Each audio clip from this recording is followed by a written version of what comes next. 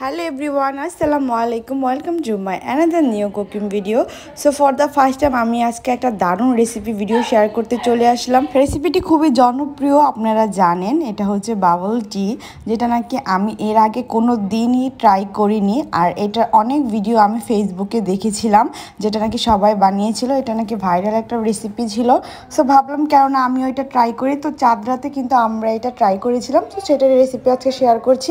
এখানে প্রথমে আমি সাগুদানাকে ভালো করে ব্লেন্ডেড করে নিয়ে দেন বা সাগুদানার যে দানাগুলো আছে সেগুলোকে ভালো করে ছেঁকে দেন এখন চিনির পাউডার করে নিয়েছিলাম সেটা দিয়ে, আর এখন দিয়ে দিচ্ছি কোকো পাউডার।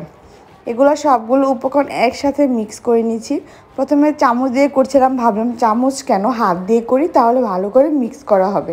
দেন তারপর গরম পানি, এখানে ফুটন্ত গরম পানি আমি ইউজ করছি, পানিটা দিয়ে ভালো করে একটু একটু করে মিক্স করে নিচ্ছি। দেন এই তো ভালো করে এটাকে ভালো করে মুথে দেন এরকম লম্বা লম্বা করে প্রথমে বানিয়ে দেন ছোট ছোট পিসেস করে এগুলোকে কেটে নিব, একদম ছোট করে কেটে নিব, যেহেতু এটা সিদ্ধ করার পর কিন্তু বড় হয়ে যাবে বাবলগুলো। দেন এরকম ছোট ছোট পিসেস করে কেটে ভালো করে দেন তারপর এগুলোকে একটু গোল গোল করে নিব। একটা আপনারা হাত দিয়ে এরকম সুন্দরভাবে কিন্তু গোল করে নিতে পারবেন। দেন এরকম গোল করা হয়ে গেছে, দেখেন আমাদের বাবলগুলো কিন্তু একদমই রেডি। এখন আমি চুলাতে পানি ফুটতে দিয়েছিলাম, আর এই বাবলগুলোকে আমি এখন পানিতে দিয়ে দিব। চাইলে আপনারা কিন্তু এটা ফ্রিজে সংরক্ষণ করে রাখতে পারবেন। আর সাবুদানার যে গুঁড়োগুলো আছে সেগুলোর মধ্যে গড়িয়ে কিন্তু আপনারা একটা এয়ারটাইট কন্টেনারের মধ্যে কিন্তু সংরক্ষণ করতে পারবেন। দেন এখানে পানি ফুটে গেছে, সো আমি এখন বাবলগুলো দিয়ে দিলাম পানিতে। এগুলো জাস্ট 10 থেকে 15 মিনিট সিদ্ধ করতে হবে। আর এখন সিদ্ধ করা হয়ে গেছে, এখন আমি এগুলোকে পানি ছেঁকে নিয়ে দেন একটা বাটিতে নিয়ে নিলাম। এখন এগুলোকে সাইডে রেখে দিব। আর এটা খাওয়ার জন্য কিন্তু আমি এখন কফিটা রেডি করে নিব।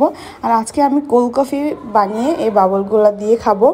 দেন ব্লেন্ডারের মধ্যে কিন্তু দিয়ে দিলাম আমি লিকুইড দুধ, দেন তারপর দিলাম গুঁড়া দুধ, এখন দিয়ে দিয়েছি কোকো পাউডার, দেন তারপর দিয়ে দিচ্ছি আমি বরফ। আপনারা চাইলে কিন্তু নর্মাল কফি বানিয়েও কিন্তু বাবলগুলো দিয়ে ট্রাই করতে পারেন।